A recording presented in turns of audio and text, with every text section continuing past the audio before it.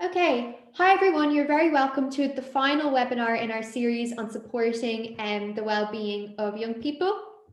Just to remind you that the reason we're running these webinars is because of a study we launched recently looking at both parents and young people's mental health literacy. And we're still looking for parents and particularly fathers to complete the study, and also young people. So if there's any fathers in the audience, or if you can encourage your young people to participate, we would really appreciate it. So tonight I'd like to introduce you to Dr. Ciara Mahon. Ciara is a post-doctoral research fellow in the Youth Mental Health Lab at University College Dublin. She's currently working with Professor Barbara Dooley and Associate Professor Amanda Fitzgerald to investigate the factors influencing the mental health of 20,000 youth who completed the My World Survey 2, which is a national study of youth mental health. Ciara's PhD evaluated the effectiveness of compassion-focused approaches to address body dissatisfaction associated with social media use in adolescents. And this evening, she'll be discussing the principles of these compassion-focused approaches and how they can help parents and teachers to support young people. So I'll hand you over to Ciara to begin. Thanks, Veronia. I'm just going to share my screen.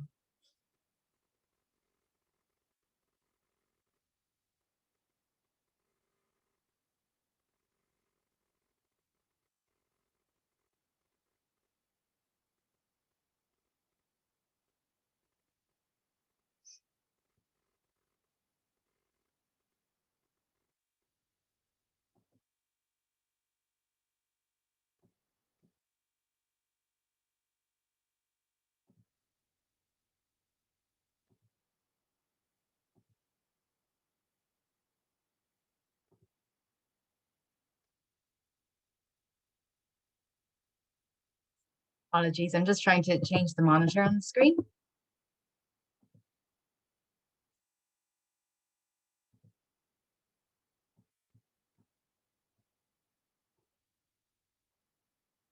Okay.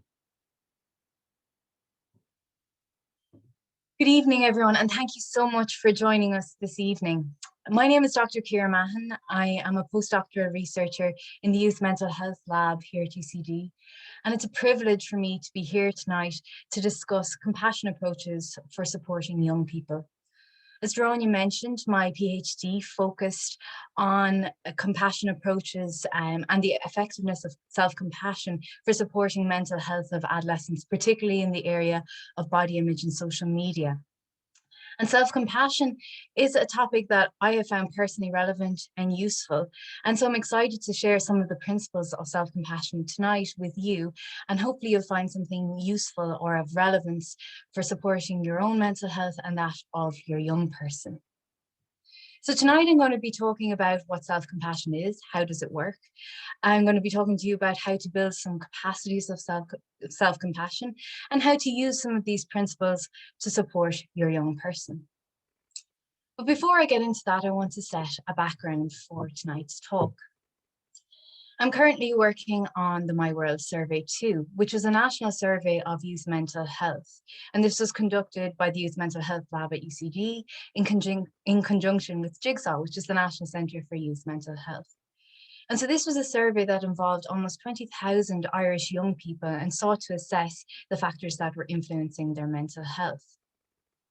And what this study found was that approximately 40% of Irish adolescents aged 13 to 18 years were scoring outside the normal range of depression.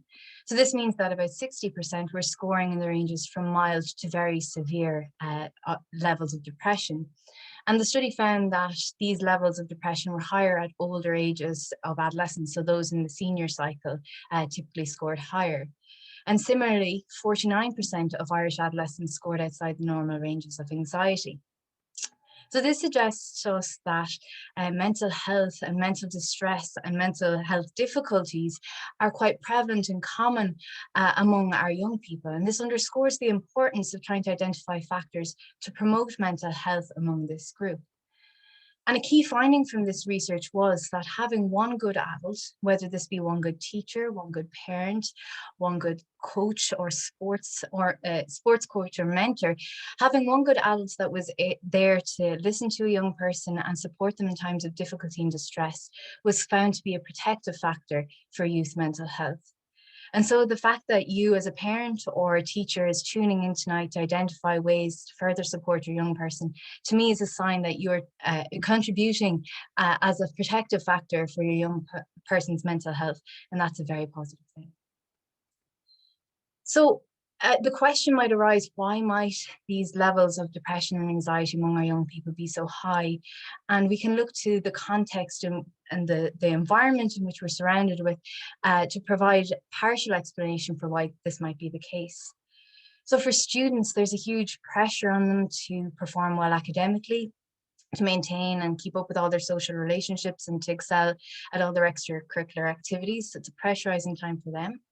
It's also pressurizing time for teachers too, to ensure that their students get the high grades, and then having that increased pastoral responsibility, particularly trying to look out for young people's mental health. And also for parents too, it is a challenging time. Again, parents are seeking to provide their children with all the opportunities that they can, carting them around to all the activities that they're involved in, and doing this while trying to manage work and home life. And again, it's a pressurizing context for everyone. And on top of this, we have the coronavirus overlaying on this. And again, this has been a particularly difficult time for many people in terms of mental health, and particularly for young people. Again, it's disrupted their social and educational lives and has been a particularly challenging time. So adding to these challenges. So in sum, we can live in a complicated and often pressurized world. And so compassion is an approach that seeks to help us manage these life's challenges and stresses. And the aim of my talk tonight is to introduce you to a compassion framework to help you support your young person and yourself. So compassion is a concept that has been around for a very long time. It originated in kind of Eastern psychology or Buddhist philosophy and has been recently co-opted in more Western psychology approaches. And it's defined as a sensitivity to the suffering of others and a motivation to alleviate it. So within this, the definition is twofold. It's the ability to recognize when somebody else is in distress and having a knowledge and an awareness and an ability to alleviate this distress. Then self-compassion is this compassion turned inwards. So it's a sensitivity to one's own suffering and a desire to alleviate it. And Kristen Neff further decomposes self-compassion into three kind of concepts. And these include self-kindness, mindfulness, and common humanity. And I'm going to describe each of these in turn. So self-kindness involves treating yourself with the same kindness which you treat others. And this is particularly important in times of difficulty and distress. So our tendency often when we're struggling and we feel like we've failed or made a mistake is to be critical, to be intolerant of our mistakes and to self-condemn ourselves. So self-compassion involves treating ourselves with empathy, non-judgment and understanding in these difficult times, or when we find ourselves in these difficult times. Then we have mindfulness. So this is the ability to hold our experiences in a balanced awareness rather than ignoring or exaggerating the pain. So typically when we're experiencing difficult times or failures or stress, our minds can often exaggerate and distort our thoughts and feelings. We can also often over-identify with emotions. And sometimes we get so wrapped up, we're completely involved in the emotions, it's difficult for us to think rationally. So mindfulness affords us the ability to step back, view our experience within a broader context, and allows us to respond rather than react to a situation. So maybe to think things out and identify more helpful steps for us to move through our difficulties. And finally, common humanity. So this is the recognition that all humans are fallible. So we all make mistakes, we all experience loss and suffering. And our tendency is when we experience suffering, so shame and criticism, we often tend to feel isolated and disconnected from others. And the irony is this is kind of what connects us. So we are connected by our suffering. And so common humanity involves recognizing that you are not alone when you feel like you're suffering. And also it involves that recognition that failure is an inevitable part of our human experience, and to view it as something that could be a learning opportunity and something that can help us grow. So self-compassion often gets bad PR. It's often a very misunderstood concept. And so I want to address what self-compassion is not. And it's not candles and scented candles and bath bombs. And it's not always about just being nice. So a compassionate parent is a parent that doesn't allow their child to stay up even though they protest. So it's not kind of yielding to every whim. And it's not letting oneself off the hook or a soft, fluffy option or a sign of weakness. It requires a lot of strength and courage to address difficult and challenging thoughts and feelings. So self-compassion does require an element of strength. And sometimes self-compassion is misconstrued as being selfish or self-pitying, but actually having self-compassion for oneself allows you to be there more for another person. So in essence, it's more of a selfless than a selfish act. So self-compassionate qualities include having strength, courage, commitment, and wisdom. And I want to tap into these in a little more detail. So as I mentioned, compassion takes courage. As I said, it involves dealing with difficult situations. And sometimes we have to deal with situations or experiences that might be uncomfortable or challenging or difficult for us. And a common theme of the talks that have preceded this one, there's a common theme around fears that parents or teachers have about broaching difficult or sensitive topics with their young person, and fears of discussing their concerns. So fears around, what if I say the wrong thing, or what if I make things worse? And so it takes compassion and it takes a lot of courage to try and encounter, or kind of address, try and alleviate the suffering that your young person might be experiencing, even though it might be something that is fear-inducing or uncomfortable for you. So compassion does take courage. So why do we need self-compassion? So self-compassion is a really great and important resource that can help us manage hardship in times of adversity. It can help build coping skills and resilience and help us regulate our emotions. It can help develop feelings of contentness, connectedness, and warmth. And these feelings can help buffer against more negative emotions. And it helps us to be more accepting of our thoughts and more creative with our problem solving. There's a growing body of evidence linking self-compassion to increased life satisfaction, self-esteem, confidence, family function, even improved immune functioning. And it's also associated with reduced levels of depression, anxiety, rumination, and self-criticism. In the context of tonight's talk, practicing self-compassion has been found to reduce parental stress. And also it's been found that adolescents who have parents who report less self-blame tend to have fewer symptoms of depression and anxiety. So what this suggests is that self-compassion is not only the capacity to improve parental mental health, but also as a byproduct, young people's mental health. And there's also preliminary evidence to suggest that compassion-focused approaches in schools offer the potential to improve well-being among staff and students. So what does compassion look like? And tonight I'm going to talk to you about a particular approach, compassionate mind training. So there are a range of different approaches, compassion approaches, and this is just one of them, but this is probably one of the most well-known ones and most popularly used. Those clinicians of you that are out there would probably know this as compassion-focused therapy. So basically, compassion-focused therapy is applying the principles of compassionate mind training in a therapeutic context. So tonight, I'm just going to be talking about those principles of compassionate mind training. So compassionate mind training is a psychotherapeutical approach that was developed by psychologist Paul Gilbert. And it was designed to address shame and self-criticism, which are considered core features of psychological distress. And the aim of compassion mind training is to improve emotional regulation and coping skills and help people find ways to relate to oneself in more helpful ways. The overarching aim of compassionate mind training is to adopt a compassionate mindset or self. And so compassion mind training draws on a range of different psychological theories and approaches, and including evolutionary psychology, neurobiology, developmental psychology, and cognitive behavior therapy. And it kind of uses psychoeducation, so informs us about how our brains work and how our minds work by drawing on the principles of these various fields of psychology. And it also incorporates mindfulness practices, which are designed to address emotional regulation and try and help us regulate activities in our mind. And so the key of self-compassion and a core tenet of this approach is that understanding why we behave, think, and feel the way we do helps us to understand ourselves more and helps us to reduce self-blame.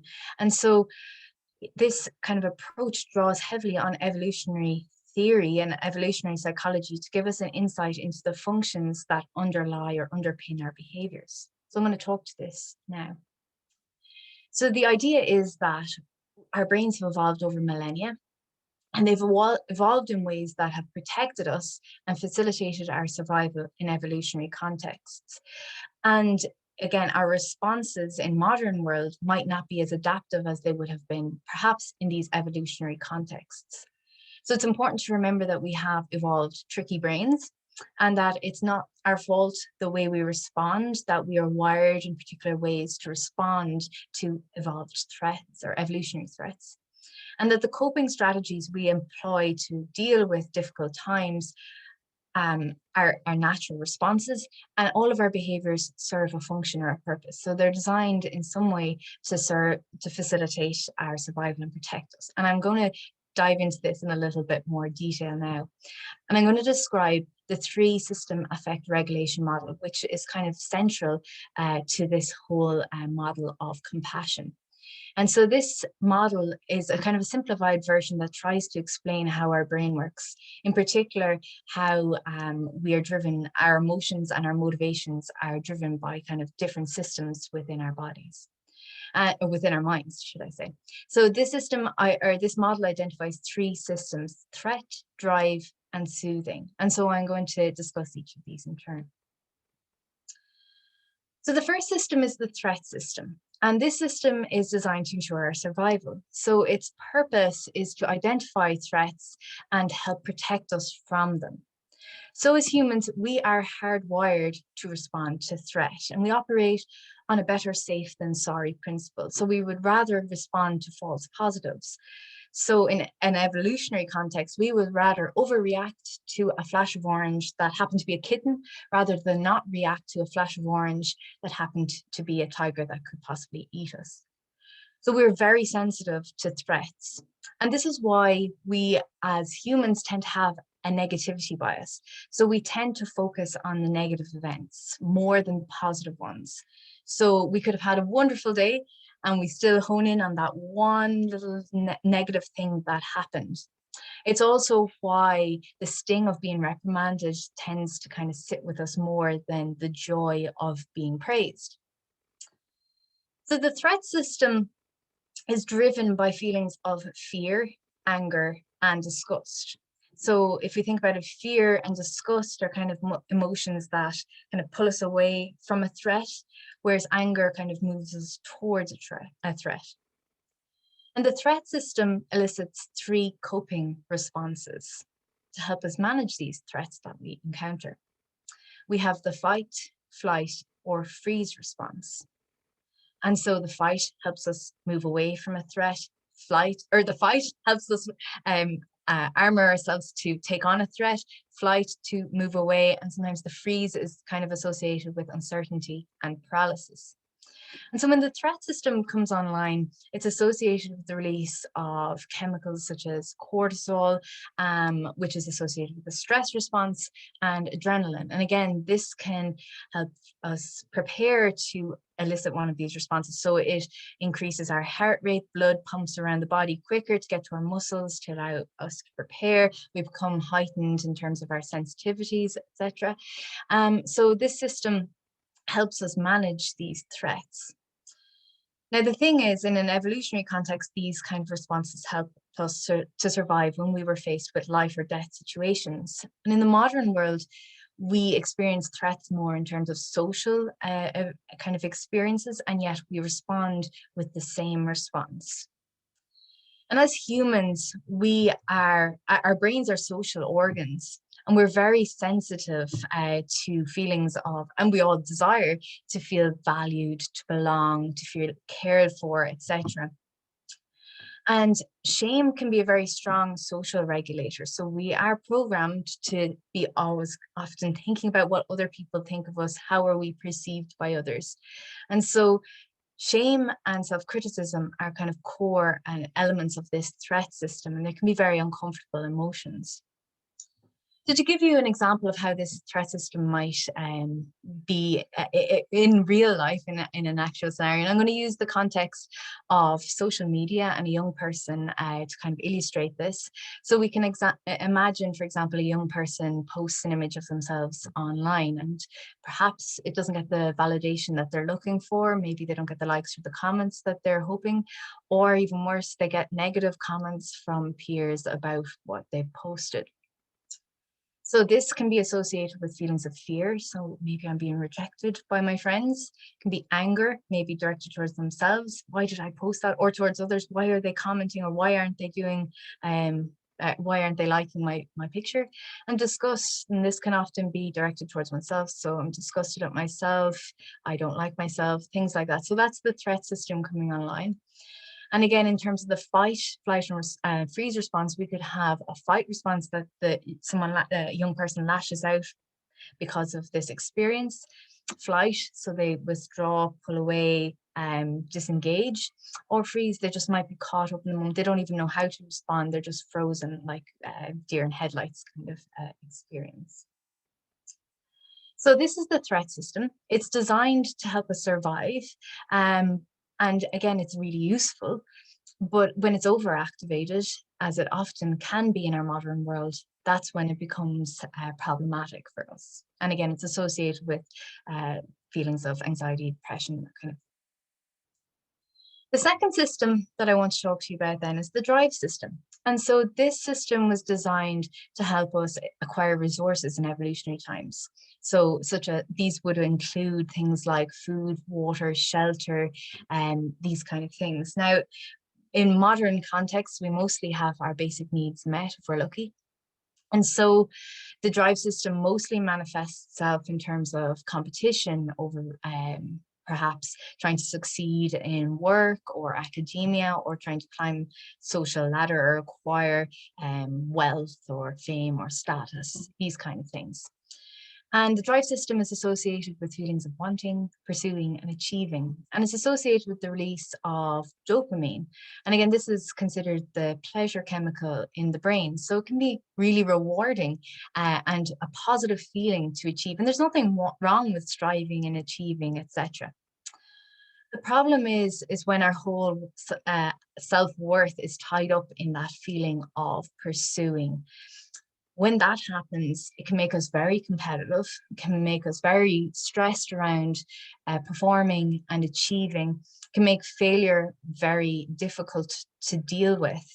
And in our modern society, this system is very much online a lot of the time. We're kind of in a society that pressurizes perfection, striving, being only average is not considered good enough. And also in the individualized context in which we live, if we're not achieving our goals, it's nearly only ourselves to blame for that. So our system really puts this system, kind of activates this drive system quite a lot. So an example of this in real world, we can imagine a simple example of a student being in school. And again, they might be striving to achieve good grades. And again, that's a positive thing if they want to do well in school. And perhaps they achieve a grade that they want in an early test, and they get their parents' approval and teacher approval, and it feels good. But then there's the pressure to constantly keep striving and keep performing. And if they fall off a little bit or their performance dips, if their whole self-worth is tied up in this, it can be very difficult to bounce back from that.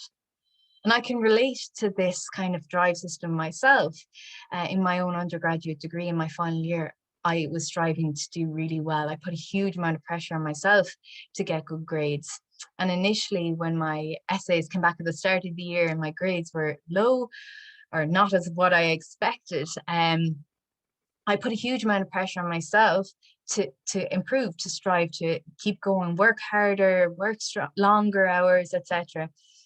And that kind of led to me being awake at night thinking, I'm not doing enough, I need to work harder. That led to me being tired during the day because I'd been awake thinking about this all night. I was sluggish, I wasn't as effective getting through my work. And then I'd be awake at night, stressing that I didn't get enough done during the day because I was tired, and yet I'm still awake and this is still going through my mind. So this drive system, when it's overactivated, can be counterproductive. It is useful, it helps us achieve and strive and do well, but when it becomes overactive, that can be problematic. And the final system I want to talk to you about is the soothing system. So the purpose of the soothing system is to promote friendship, bonding, relationships. It's typically associated with the release of oxytocin, which is considered the love or the bonding hormone. And this hormone helps us to make those friendships and affiliations. And it's also associated with generating feelings of calm, contentness, safeness, connectedness. Oxytocin can also counteract the cortisol stress response, so it can actually balance and calm that system down.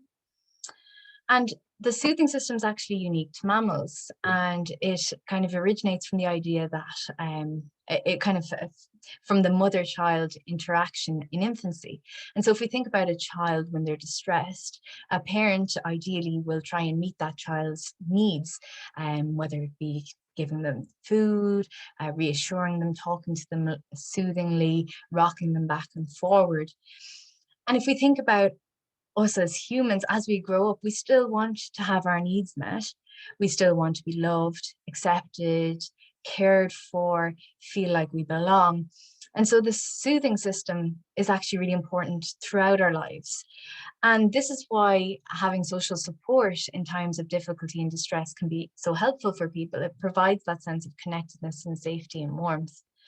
And the idea of self-compassion is that you can generate these feelings of soothing, calmness, warmth yourself and direct them towards yourself to help you manage your emotions.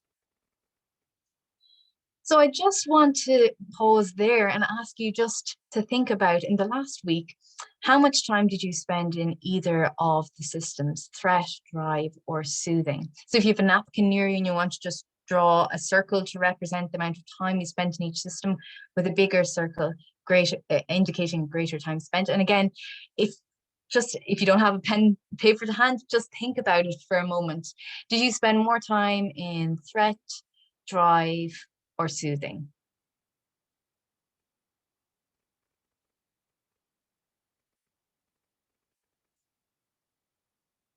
So typically when this example or this reflection is done, most people tend to report that they spend a lot of time in threat or in drive, and they tend to spend less time in soothing. And so soothing can actually calm down the threat and drive responses. So it can actually reduce stress. And so the aim of self-compassion is to strive for a balance between these three systems.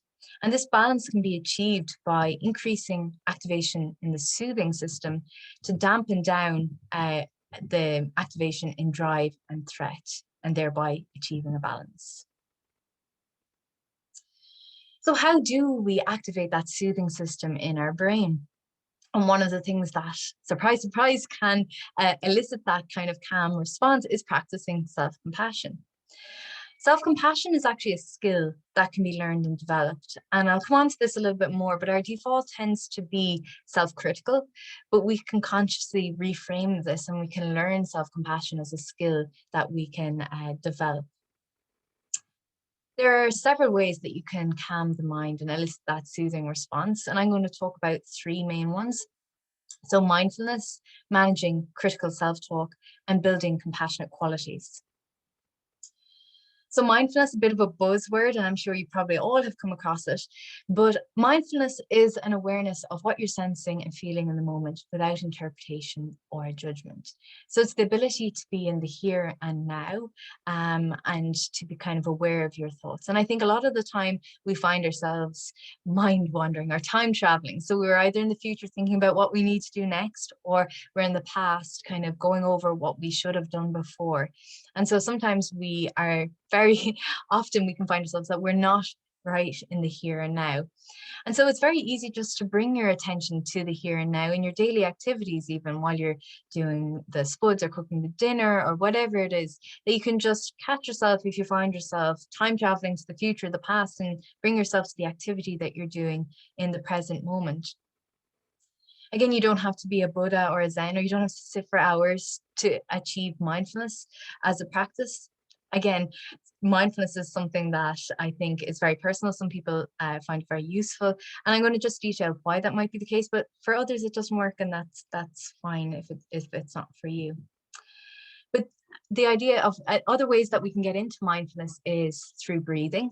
So again, if you think about it, if you can slow down your breath, you can slow down your heart rate, then calm down your body and calm down your mind. And I think we've nearly all of us have heard that kind of suggestion that if we're nervous or before we're going for an important event, that you take deep breath before you go in. And there's a reason for that. It does calm the body's response. And I know myself, before I came on this talk, I was quite nervous, and I took my deep breaths to try and calm myself before starting out. Another way to get into mindfulness is through visualization, so imagining things that are calming or soothing, or through grounding. So even just bringing your attention to your senses. What do you smell, hear, touch, taste in the area that's around you? Just bringing your present moment. And it's just moments of mindfulness that you can incorporate throughout your day that can help just bring that sense of calm and peace. And again, building this up over time helps you when going gets tough to kind of put these practices of mindfulness into place. We can also think of mindfulness as kind of directing our attention. So if we think of our attention as a spotlight, and if we shine a spotlight on something, we can see what the light is shining on, and everything else around kind of fades into the distance. We don't really notice it that much. And if we think of our attention in a similar way, so we can direct our attention to particular things, and what we pay attention to tends to guide our thoughts and behaviors. So by directing our attention, we can become more aware of our thoughts and feelings. And again, this empowers us to take action to make change if we so wish. So we could choose if we want to, like if we find ourselves that our mind and our attention is directed only on those negative thoughts, maybe something that might be helpful is, can we change our attentional spotlight? Can we focus on more positive things or things that we might be grateful for, rather, because if we just thinking about the negatives, that's going to be the thing that guides our thoughts and feelings and behaviors. So can we shift that spotlight of attention to things that might be helpful for us? So that's kind of the mindfulness aspect. I'm now going to talk to critical self-talk, and this is something that I found really useful. And it's an awareness of that dialogue that we feed ourselves. And self-criticism, despite being socially sanctioned, can often be counterproductive and unhelpful. And oftentimes we don't even notice our self-criticism because it's just part of our thought processes. But here are some critical thoughts. So things like, you're getting fat. Who do you think you are? You'll never make it. You aren't good enough. And I'd ask you, would you ever say these things to your friend? And I'm sure for the most of you, it would be absolutely not, would not dream of saying this to somebody else. But I ask then, would you say these things to yourself? The likelihood is that maybe, probably, I know I've said these things to myself. So the penny drop here is that we're often so harsh and critical on ourselves in ways that we would never be to someone else. So this self-critic, that voice in our heads, or that kind of thought process in our heads, is really good at conjuring up worst case scenarios in the future. So it often tends to exaggerate how bad things would be, so catastrophizing. or tends to focus on this unchangeable past. We ruminate on things we should have done, or if only. And these kind of patterns of thinking sometimes keep us stuck in where we are. And so we can't really progress from all of these if we're kind of just stuck in this. So if self-criticism is so counterproductive, the question might be then, why do we criticize ourselves? And so I just ask you to think about a time when you were critical of yourself, and just ask or think about, what was the self-critic actually trying to achieve?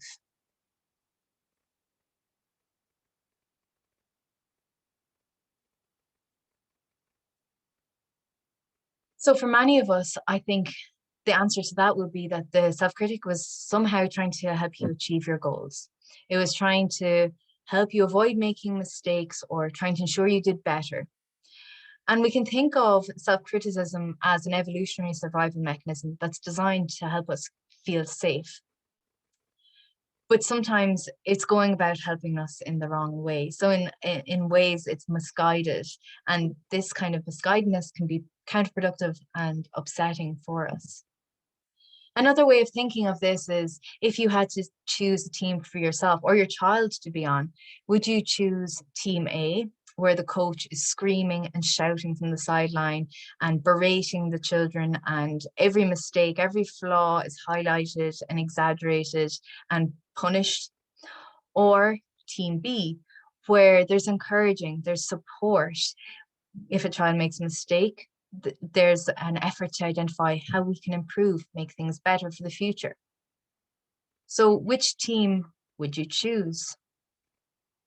I'd say, or hazard a guess, that most people would choose team B. And it's likely that both of these teams are trying to achieve the same thing, and they might both achieve the same goals, but the subjective feeling of being on team A and team B is hugely different. And I think this quote by Kristen Neff really sums this up. If you really want to motivate yourself, love is more powerful than fear. So now I'm going to talk about some compassionate qualities that we can build. And compassionate mind training seeks to build a kind of a compassionate mindset through thinking and reasoning and sensation and all of these various aspects. And I want to focus today on language and just honing into that language of self-compassion versus the self-critic. So self-criticism is undermining, intolerant, backward looking. It tends to exaggerate mistakes and think the worst possible outcomes, and it ruminates on the past. In contrast, compassion is supportive, understanding, and forward-looking.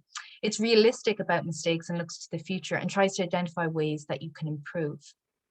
So in terms of dialogues that you can use, if you notice yourself or your child or your young person using these kind of critical voices, these are just some ways that we can reframe that.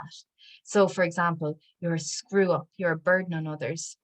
You can change that to be more compassionate in terms of recognizing that everyone makes mistakes and it's natural to be upset. Or you're not good enough. Well, you're doing the best you can in the present moment. Or you're a failure. Well, you're learning from your experiences and you'll do better in the future. I'm just going to share with you a story which I think encapsulates what I've just been talking about in terms of the self-critical and self-compassion dialogue. I'm going to act it out, so apologies for my acting skills, but here we go. I feel sick, said the voice from the bedroom. You're not sick. Get up and get ready, called the mother, walking up the stairs and hovering outside the bedroom door. I'm not going to school. I hate school, said the voice from the bedroom. I'm always getting things wrong and making mistakes and getting told off. Nobody likes me and I've got no friends and we've too many tests and they're all too confusing. It's just pointless. I'm not going to school ever again. I'm sorry, but you're going to school, said the mother through the door, and she continued encouragingly. Really, mistakes are how we learn and develop, and please try not to take criticism so personally. And I can't believe nobody likes you. You've lots of friends at school. And yes, all those tests can be confusing, but we're all tested in many ways throughout our lives. And all of this experience in school is useful for life in general. And besides, you have to go. You're the head teacher. So this story illustrates that compassion is for everyone. We all need a bit of compassion to help us through kind of difficult times.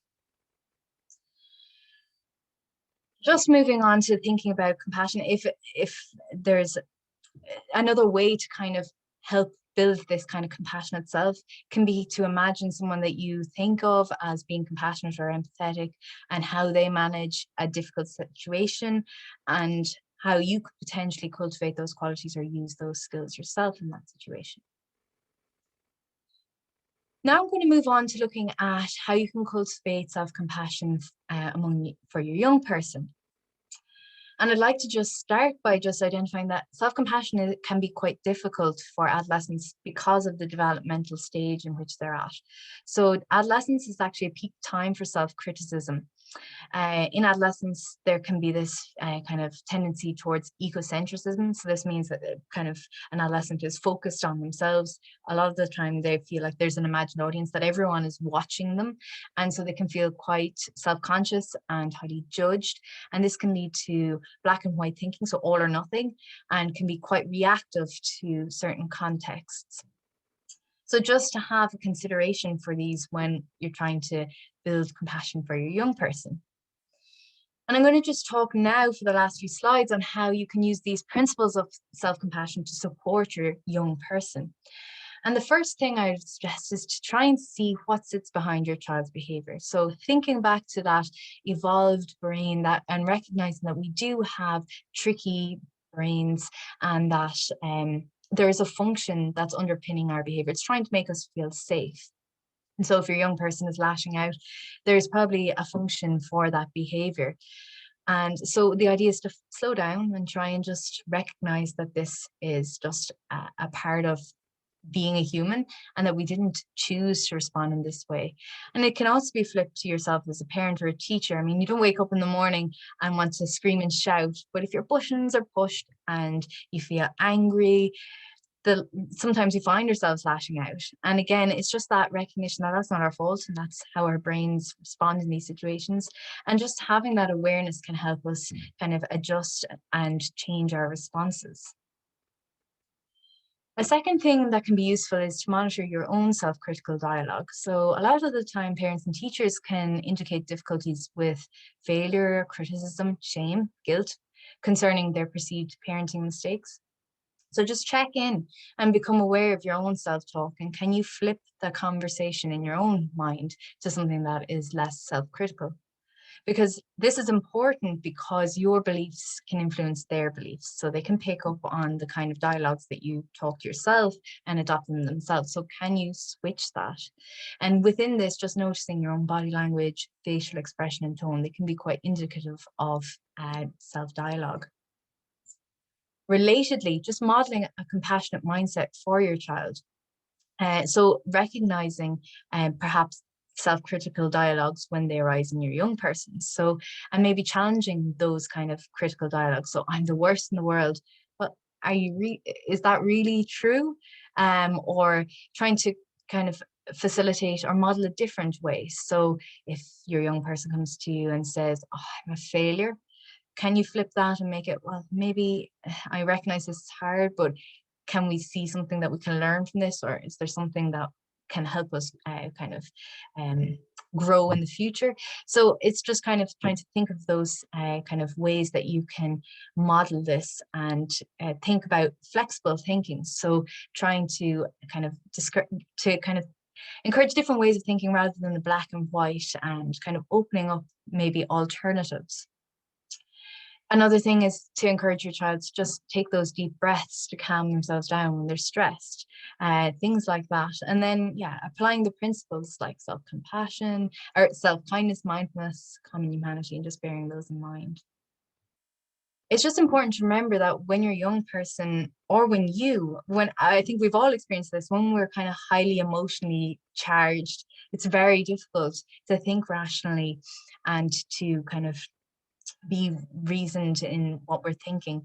And so it's often helpful to go to someone who can take that step back, who is grounded and relaxed. So as you as a parent, providing that safe space and that calm environment for a young person to kind of share their thoughts and feelings and think out things in a more rational way can be helpful. This is kind of this idea of providing a safe space for a young person to discuss their concerns is really important. Actively listening to the young person's concerns without judgment is really key. And this can involve just opening up curious, inquisitive conversations. So this can be or can involve like things like, can you tell me a little bit more about that? Or, oh, that must be really hard for you. Or thinking about what might be helpful for you right now.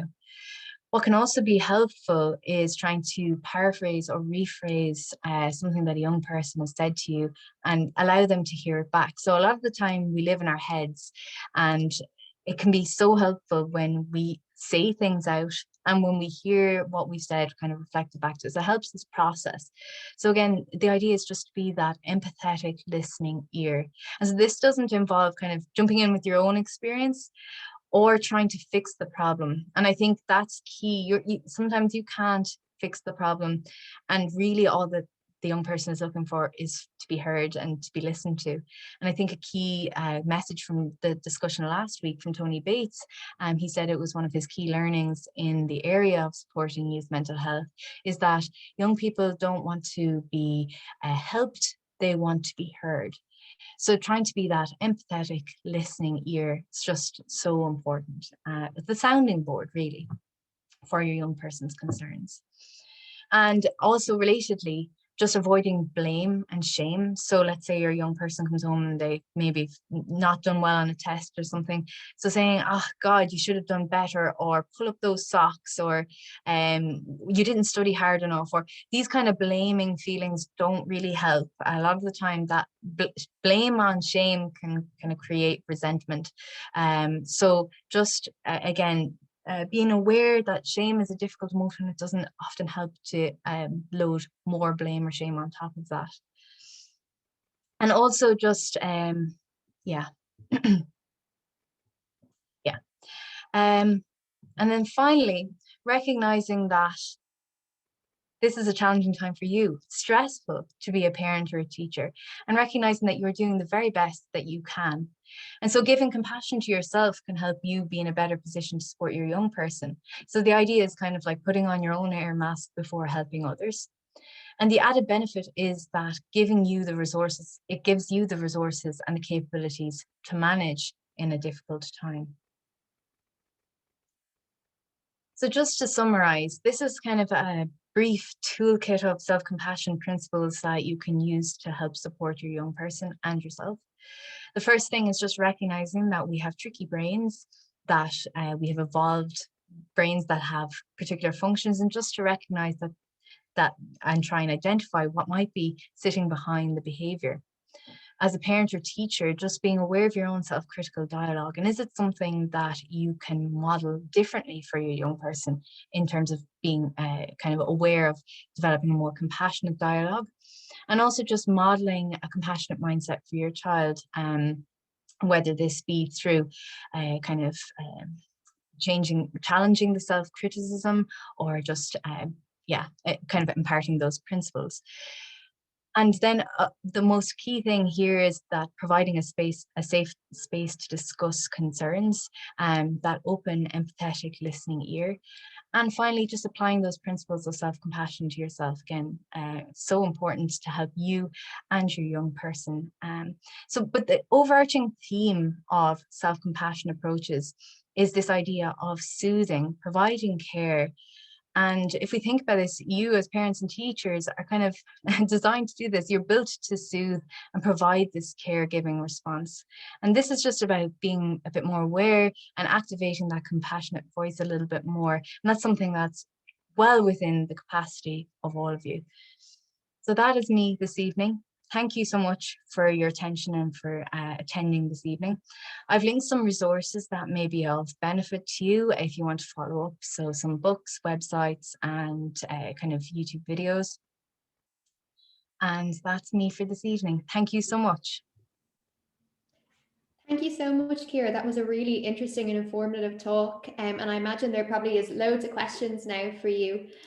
Just before we start the questions, I just want to share this slide again, just to remind any parents, this is our last series of talks on supporting young people's well-being. And the reason we've done this is because of the Parent study. So it's a study looking at both parents and young people's mental health literacy. We still really need some fathers and particularly young people to complete the study. So we'd really appreciate if you could take the time. You're able to scan the code that's on the slide here, and also the link to the study will be shared in the chat as well. So I can see some questions coming in, so I might start with the questions. First one, Ciara, what do you do when the person in distress is refusing to have self-compassion and is completely negative about it? Yeah, so that is a key challenge of these self-compassion approaches, and there's a huge amount of focus on it, particularly in kind of, sometimes people can be very hesitant to engage in self-compassion for a number of reasons. And again, there's barriers about the perceptions of what self-compassion might mean. Sometimes we feel that if we let go of the self-critic, that we won't be able to achieve what we want. And again, when we're dealing with young people, again, it's normal to expect, I suppose, ambivalence maybe, or even resistance, or non-interest in kind of trying to change this mindset. So it is challenging. I suppose the important thing here is that if it is a thing about trying to address the barriers, like things like recognizing that you don't need to just be self-critical to achieve your goals, or that you are worthy of compassion, even if you don't think you are, everyone is worthy of it. And it's something that I think it has to be coming from within. Like, you can encourage and show you're compassionate for the person, that you're there for them, and then it's a choice for the person themselves. And I know that's difficult, but I think with anything, it has to be a decision that comes from the person. And I suppose it's just being there and supportive and encouraging as much as you can within that. But I recognize that it is tricky. Hi, Ciara. Yeah, just another question that came in there. I think you addressed it quite a bit already. But she's just wondering about if there's anything else you could say about kind of how a parent can help the child move their thinking from quite self-critical to more self-compassionate, if there's anything else you want to say on that. Yeah, I suppose it's just trying to have that awareness of the dialogue. I think for me personally, I was never aware how critical I was of myself until I actually studied this for my PhD. So it's just trying to actually open up that awareness. And so when you're kind of having those conversations with your child, picking up on those kind of critical things, like, gosh, that sounds like you're being really harsh on yourself. So just raising that awareness. And then again, kind of those bits around trying to model more compassionate dialogue, and also just trying to reframe. So maybe another way to think about it would be this, or kind of, yeah, trying to reframe or shift the conversation or the way that someone views themselves, or that self-critical dialogue. Right, yeah. And it's actually so interesting to hear all this as well. You know, it's so helpful. And the other question we have is, what's the best way to get out of the freeze response for yourself or for the people that you're trying to help, for the young person? I suppose, so the freeze response is kind of, yeah, it's when the threat response is activated. So again, trying to activate that soothing system to counteract the threat response can help. Again, these kind of, once the threat has passed, usually these kind of responses alleviate, because they've helped you get out of the threat or whatever it is. But again, it's kind of activating that soothing system can decrease the levels of cortisol, adrenaline that are associated with the threat responses. And so if you can think to breathe, maybe that can help kind of get out of that, just being so kind of trapped, just taking those slow breaths, and those kind of things can help. Yeah. Yeah. A lot of the comments are just about how great the talk is. So Very kind. And then just one more about maybe how can you support a person who feels they're underperforming in competitive situations and is self-critical in those situations. They feel they're going to fail. That's a really tricky one. And I think that is kind of a crux of a lot of it. We use the self-critic as a motivator to help us push on, get better, etc. And so it kind of fuels that competitive aspect. And so self-criticism in itself is not all bad, like, but it's the problem when it becomes the overarching theme, and when it becomes failure is so hard to accept, and when it kind of helps, it doesn't help motivate you to move forward. It kind of just gets you stuck in that feeling of failure. And so here in this situation, it's a difficult realization, but maybe I love this. I can't remember who said it, but you've tried self-criticism for a period of time and it hasn't worked. Maybe try compassion instead. I've misquoted that, but it is just maybe just open up, give it a go, try an experiment. And yeah, maybe it might not work for you, but maybe you could just try it and see as an approach. And again, I just should caveat, like, compassion is not a cure-all or the panacea for everything, but it can help, particularly when we are kind of highly self-critical. And I know I fall into that category of being critical, and I have to pull myself up on it. So yeah, it's developing that awareness and trying to maybe test out a different way of thinking. Thank you so much, Ciara. I definitely think myself I'll be trying to practice some self-compassion after listening to the tips from your talk. So that's the end of our webinar series. I'd like to thank everyone who's attended for the past 4 webinars, and if you've missed them, you can find them on our Youth Mental Health Lab website. And I just want to say a massive thank you to Ciara for her talk tonight, but also the team who have been behind me for these talks. So Ciara, Anya French, Maeve Dwayne O'Reilly, and Professor Ayla Tennessee. So thank you everyone for attending. Good night. Thanks, everyone.